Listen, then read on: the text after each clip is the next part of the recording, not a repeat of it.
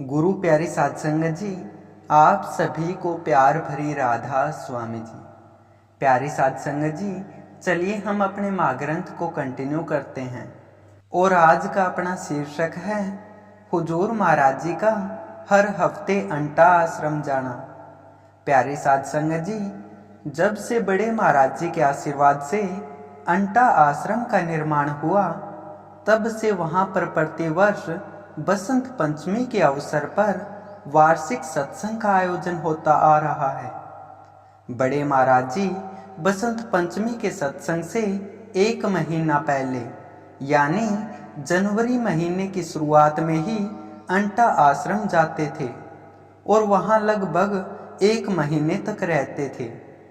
इस एक महीने के दौरान वे संगत से दूर अपना अधिकतर समय ध्यान समाधि में बिताते थे और पूरे महीने मौन व्रत धारण करते थे। इस मौन व्रत को वे बसंत पंचमी के दिन ब्रह्म मुहूर्त में सत्संग फरमाकर खोलते थे। इस दौरान दिनोद आश्रम में रहने वाले अन्य सेवादार भी उनके साथ अंटा जाते थे और सभी उनके पावन सानिध्य में एक महीने तक सेवा और आध्यात्मिक आनंद का लाभ उठाते थे। यह जनवरी का महीना हुजूर साहब के लिए सबसे कठिन समय होता था, क्योंकि उन्हें अपनी नौकरी के कारण दिनोद आश्रम में ही रुकना पड़ता था और वे बड़े महाराज जी के साथ अंटा आश्रम में नहीं जा पाते थे। इस तरह यह समय हुजूर साहब के लिए भावनात्मक रूप से चुनौतीपूर्ण होता था, जो उनके गुरु से दूरी की अनुभूति को प्रतिबिंबित करता था। हुजूर महाराज जी 1982 से दिनोद गांव के पास स्थित बजीना गांव के सरकारी स्कूल में अंग्रेजी के अध्यापक के रूप में कार्यरत थे। इस पेशेवर जिम्मेदारी के कारण वे एक महीने तक अपने गुरु से दूर रहने के लिए विवश थे। हुजूर साहब को तो सामान्य दिनों पर ही बड़े महाराज जी से दूर स्कूल में 8 घंटे की ड्यूटी करना बहुत मुश्किल काम लगता था। इसलिए जब यह जनवरी का सर्दी का महीना आता था तो यह उनको अंदर से मायूस कर देता था और उनसे यह वक्त कांटे से भी नहीं कटता था। अपने रहबर के दीदार के बिना हुजूर साहब आश्रम में मुरझाए मुरझाए से रहा करते थे। हुजूर महाराज जी बड़े महाराज जी के बिना इतने दुखी और अकेला महसूस करते थे कि उन्होंने कई बार अपनी सरकारी नौकरी छोड़ने की इच्छा बड़े महाराज जी के समक्ष व्यक्त की। उन्होंने बड़े महाराज जी से अपने मन की पीड़ा साझा करते हुए बताया कि उनका मन स्कूल में नहीं लगता है और उनकी अनुपस्थिति में बड़े महाराज जी को भी कई बार अपने सत्संग कार्यक्रमों को विलंबित करना पड़ता था। हुजूर महाराज जी की इच्छा थी कि वे अपनी नौकरी छोड़कर पूरी तरह से बड़े महाराज जी के चरणों में समर्पित रहे, ताकि दोनों को ही दुखी न होना पड़े। बड़े महाराज जी ने हर बार हुजूर साहब की इस प्रार्थना को खारिज कर दिया और हमेशा उन्हें समझाया कि सरकारी नौकरी को छोड़ा नहीं करते। उन्होंने हुजूर साहब के विचारों और आशाओं को यह कहते हुए समाप्त कर दिया कि अगर आश्रम में रहना है तो नौकरी करनी अनिवार्य है।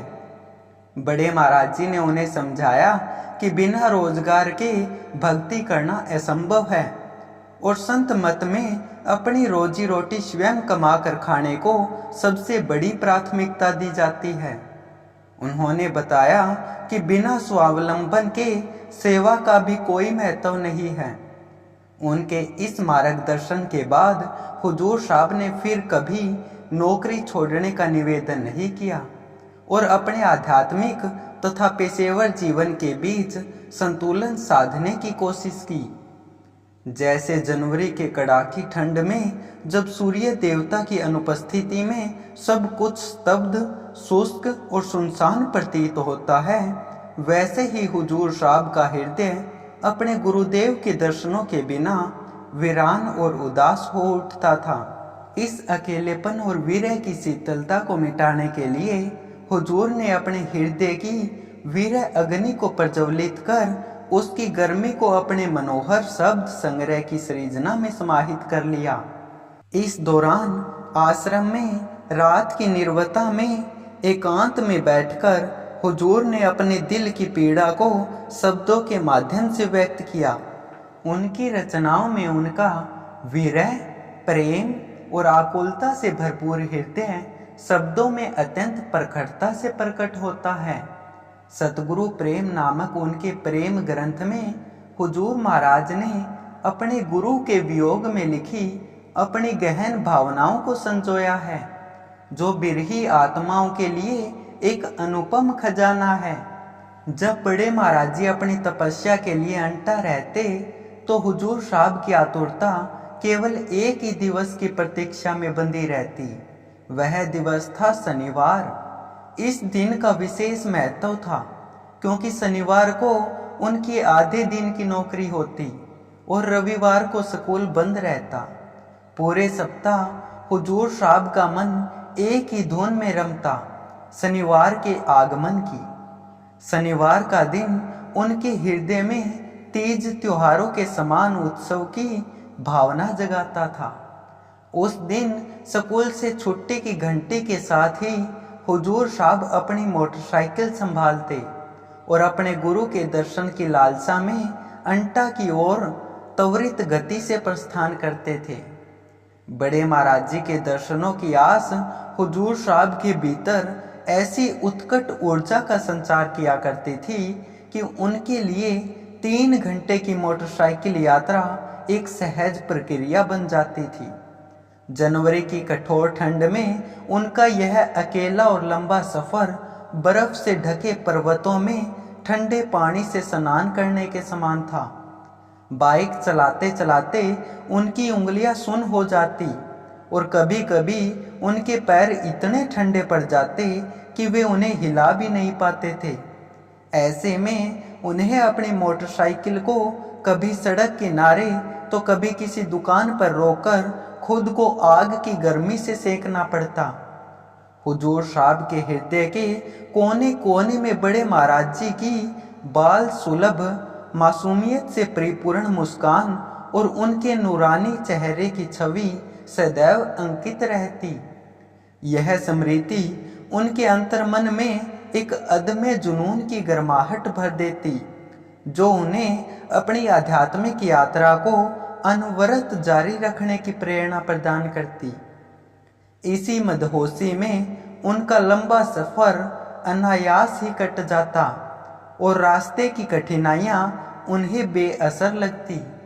प्यारी साध संगत जी, एक बार की बात है जब कठोर सर्दी का मौसम था और हुजूर साहब हर सप्ताह की भांति बड़े महाराज जी के दर्शन के लिए बाइक पर अंटा की ओर जा रहे थे। कई घंटों के सफर के पश्चात कड़ाके की ठंड ने उनकी उंगलियों को सुन्न कर दिया और वे इतनी अकड़ गई कि हुजूर साहब उन्हें हिला भी न सके। तभी अचानक उनकी बाइक के सामने एक वाहन आ गया। जब हुजूर साहब ने ब्रेक लगाने का प्रयास किया तो उनकी जमी हुई उंगलियां उनकी सारी शक्ति लगाने के बावजूद ब्रेक के हैंडल तक नहीं पहुंच पाई। इस अनियोजित क्षण में वे एक भयानक दुर्घटना का शिकार हो गए और बाइक सहित सड़क पर गिर पड़े। सड़क पर गिरने के बाद जब हुजूर साहब ने अपने होशो हवास संभाले तो उन्होंने देखा कि उनकी पैंट घुटने के पास से फट चुकी थी और उनके हाथों और पैरों पर गहरी चोटें आई थी। उनके घुटनों की त्वचा पूरी तरह से छिल गई थी और दोनों घुटनों से खून की धाराएं बह रही थी। दर्द और पीड़ा के बावजूद वे किसी तरह खड़े हुए और अपनी मोटरसाइकिल को भी संभाला। खड़े होते ही उनके मन में अपनी चोट से भी ज्यादा एक और बात ने जगह बना ली। उन्हें ख्याल आया कि जब बड़े महाराज जी को उनके इस दुर्घटना के बारे में पता चलेगा और वे उनको इस हालत में देखेंगे तो निश्चित रूप से वे उन्हें आगे सर्दी के मौसम में इतनी लंबी यात्रा करने से मना कर देंगे। इस विचार के साथ ही हुजूर साहब के शरीर में एक तीव्र आवेग की लहर दौड़ पड़ी। इसलिए हुजूर साहब ने बिना समय गंवाए लंगड़ाते हुए सड़क के किनारे बहती एक नहर के पास खुद को पहुंचाया। वहां उन्होंने ठंडे पानी की मदद से अपने घावों को धोया और रक्त को बहने से रोका। उन्होंने अपने मैले कपड़ों को नहर के पानी में धोकर उन पर लगी कीचड़ को साफ किया। उसके बाद उन्होंने अपनी बाई के साफ करने वाले कपड़े को फाड़कर अपने घुटनों पर बांध लिया ताकि रक्त को बहने से रोका जा सके और उनकी चोटें ढकी रहे। पहले से ही ठंड से अकड़े शरीर पर अब गीले कपड़ों की ठिठुरन से उनका दर्द और भी बढ़ गया, परंतु इन सभी कठिनाइयों का हुजूर साहब के गुरु से मिलने की उत्कंठा के सामने कोई महत्व नहीं था। थोड़ी देर विश्राम करने के बाद उन्होंने पुनः अपनी बाइक स्टार्ट की और अंटा आश्रम की ओर अपनी यात्रा जारी रखी। अब वे जानबूझकर बाइक को धीरे चला रहे थे ताकि अंधेरा होने के बावजूद ही अंटा आश्रम पहुंच सके। उनकी योजना थी कि अंधेरे में बड़े महाराज जी को उनकी हालत का पता न चले और सुबह बड़े महाराज जी के दर्शनों से पहले वे गांव में किसी से अपने घावों पर मरहम पट्टी करवा ले। इस तरह के विपत्ति के समय में भी हुजूर साहब का रवैया एक सच्चे गुरुमुख के स्वभाव और लक्षणों को स्पष्ट रूप से प्रकट करता था। उनका अपने गुरु के प्रति प्रेम भाव का अंदाजा इसी बात से लगाया जा सकता है कि जब हमारे शरीर में हल्का सा भी दर्द या कष्ट आ जाता है तो हम तुरंत अपने सतगुरु के आगे जा खड़े होते हैं और उनसे मन्नत मांगने लगते हैं कि वे इस पीड़ा से फौरन छुटकारा दे। हम अपने शरीर के रोग को अपने कर्मों का फल के तौर पर स्वीकार करने की चेष्टा ही नहीं करते। इसी के विपरीत जब हुजूर महाराज जी को तकलीफ हुई तो उनकी यह ही मनसा थी कि वह अपना दर्द किसी भी तरह अपने गुरु से छिपा ले, क्योंकि उनको पता था कि उनको पीड़ा में देखकर बड़े महाराज जी भी चिंतित हो उठेंगे। हुजूर साहब की बाइक को धीमे गति से चलाने की युक्ति असफल रही, क्योंकि दूसरी ओर अंटा आश्रम में बड़े महाराज जी हुजूर के आगमन की प्रतीक्षा में हर गुजरते क्षण के साथ और भी अधीर होते जा रहे थे। रात का अंधेरा छाने पर बड़े महाराज जी अपने कमरे से बाहर निकल आए और छत पर बेचैनी से टहलने लगे। उन्होंने कई बार सेवादारों को इशारे से बुलाकर पूछा कि क्या हुजूर साहब आ गए हैं। आखिरकार जब हुजूर साहब आश्रम पहुंचे तो उन्हें बड़े महाराज जी संत निवास की छत पर इंतजार करते हुए मिले। मौन व्रत के कारण बड़े महाराज जी ने अपनी नाराजगी और चिंता को अपनी आंखों से प्रकट किया और हुजूर साहब को तुरंत प्रसाद लेने का इशारा किया। अपने प्रिय गुरुमुख को सकुशल देखकर बड़े महाराज जी को शांति मिली और वे वापस अपने कमरे की ओर लौट गई। अगली सुबह जब बड़े महाराज जी हुजूर साहब के साथ खेतों में टहलने निकले तो उन्होंने हुजूर साहब की चाल में एक विशिष्ट अंतर देखा। उन्होंने हुजूर साहब को अपने पास बुलाया और उनके घुटनों की ओर इशारा करते हुए पूछा कि क्या कोई परेशानी है। हुजूर साहब ने तुरंत उत्तर दिया कि कोई समस्या नहीं है, बस स्कूल में एक मामूली मोच आई थी। बड़े महाराज जी ने फिर उनसे पजामा ऊपर कर घुटने दिखाने को कहा। हुजूर साहब ने हिचकिचाते हुए अपना पजामा उठाया। उनके दोनों घुटने की हालत देखकर बड़े महाराज जी हैरान रह गए। दोनों घुटनों पर बड़े बड़े घाव थे। बड़े महाराज जी एक बार तो तुरंत गुस्से में आ गए, पर उन्होंने उन घावों पर अपनी दयालु दृष्टि डाली और अपने हाथों से आशीर्वाद देते हुए उन्हें सहलाया। इसके बाद उन्होंने एक सेवादार को इशारा किया और हुजूर साहब की चोटों की पट्टी करने का आदेश दिया। हुजूर साहब बड़े महाराज जी की और अधिक नाराजगी बढ़ने से पहले ही उनके चरणों को स्पर्श कर उस सेवादार के साथ अस्पताल की ओर रवाना हो गई। प्यारी साध संगत जी, सतगुरु से प्रेम ऐसा करो जैसे दीप पतंग अपना आपा खोए कर समस्त जलावे अंग। प्यारे साध संगत जी, एक गुरुमुख की तो एक ही कामना होती है कि वे अपने स्वामी के अंग संग रहे और उनके दर्शन उसको मिलते रहे। अपने गुरु के दर्शनों में एक गुरुमुख को दुनिया जहान का सारा सुख प्राप्त होता है। उस अद्वितीय सुख को पाने की आकांक्षा में चाहे कितनी भी कष्ट, बाधाएं और अड़चने क्यों न हो, गुरुमुख उन सभी को हंसते हंसते पार कर जाता है। वास्तव में उसके लिए वे बाधाएं कोई मायने ही नहीं रखती। गुरुमुख के हृदय में जल रही प्रेम विरह की अग्नि सभी छोटी मोटी परेशानियों को जलाकर भस्म कर देती है, उन्हें नगण्य बना देती है।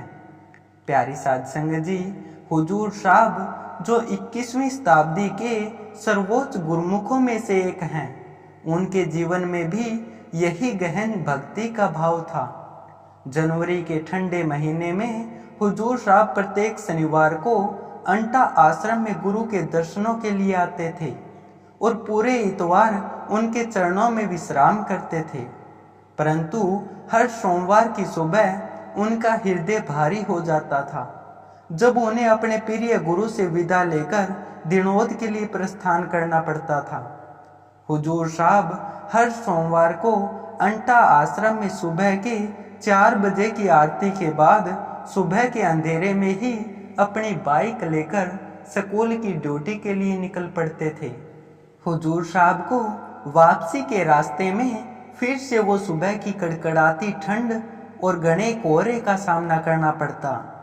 2.5-3 घंटे की इस विकट सफर में हुजूर साहब जैसे जैसे धुंध को चीरते हुए आगे बढ़ते, त्यों उनके कपड़े ओस की बूंदों से भीगते चले जाते।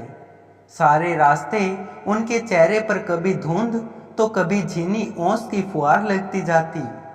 चेहरे पर लगी इन्हीं पानी की बूंदों की ओट लेकर हुजूर साहब अपने नेत्रों से निकली जलधारा भी इनके संग मिश्रित कर लेते थे, क्योंकि अपने सतगुरु से 1 हफ्ते तक बिछड़ने की पीड़ा उनको वापसी के सफर में दुखी रखती थी।